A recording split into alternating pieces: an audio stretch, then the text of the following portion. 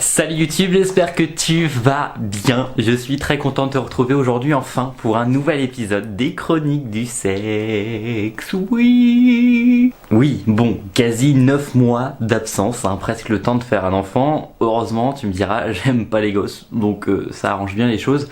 Et je couche avec un mec, donc de là, peu de risques.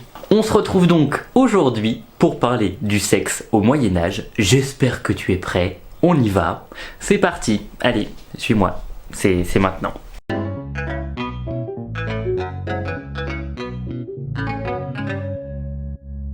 Je viens donc te parler de l'époque des chevaliers et des châteaux forts, mais plus particulièrement des plaisirs intimes à une époque où tout était régi par l'église. Donc autant te dire que c'était très compliqué de prendre le château fort, si tu vois ce que je veux dire. D'enfoncer la porte, de battre l'enclume, de percer le tonneau, de mettre sa bite. Non, je crois on a compris. La sexualité était donc dictée par les hommes et pour les hommes, à commencer par les critères de beauté.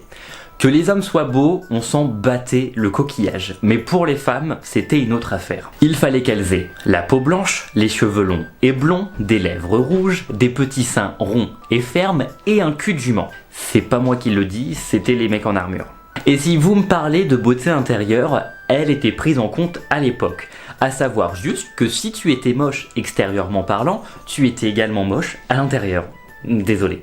Outre les critères de beauté, la séduction était également réglementée. Normale et même de mise pour les hommes, elle était très limitée pour les femmes car en abuser signifiait être une fille facile et compliquée à marier. De plus, quand deux personnes s'entendaient bien, il n'était pas rare de croiser au fond d'un parc monsieur en train de caresser la poitrine et le pubis de madame à travers le tissu. Et oui, car soulever la robe était attribué aux violeurs et aux couples mariés. Et si par malheur tu étais surpris à soulever la robe de la personne pour pouvoir faire connaissance plus facilement, tu gagnais un aller simple en enfer.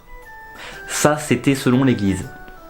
Pour de vrai, de nos jours, beaucoup de personnes seraient là-bas.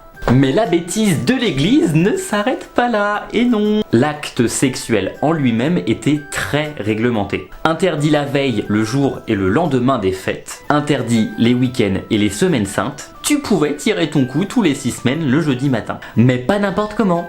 Et non, toujours pas. D'une seule manière, en missionnaire, avec monsieur au-dessus. Parce que fallait pas déconner non plus. Adieu la bonne levrette sur la table de la salle à manger par peur des représailles. Car, en plus de bénéficier d'un aller simple en enfer, tu risquais également de te faire enterrer vivant ou de te faire décapiter pour le simple fait d'avoir pris du plaisir comme tu le souhaitais. La sodomie était bien évidemment interdite ainsi que l'homosexualité.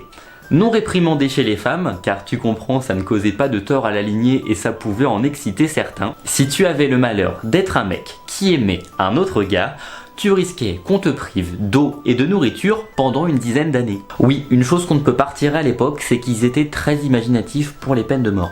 Depuis tout à l'heure, encore une fois, nous parlons que du plaisir de l'homme. Et oui, malheureusement. Mais chose étonnante, les femmes n'étaient pas oubliées à cette époque. Il existait pour elles les procès d'impuissance. Et je m'explique. Une femme pouvait annuler à tout moment son mariage en se plaignant d'un manque d'activité sexuelle avec son mari.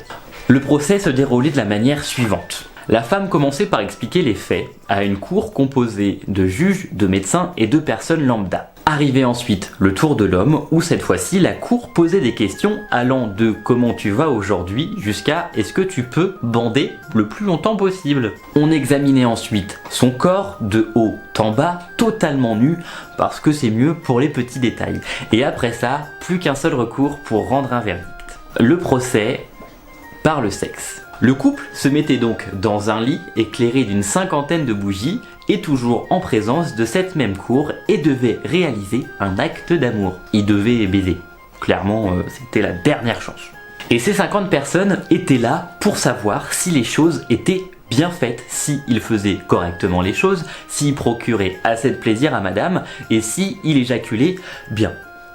Clairement, voilà. Donc ils étaient assez prêts pour savoir que tout se passe bien.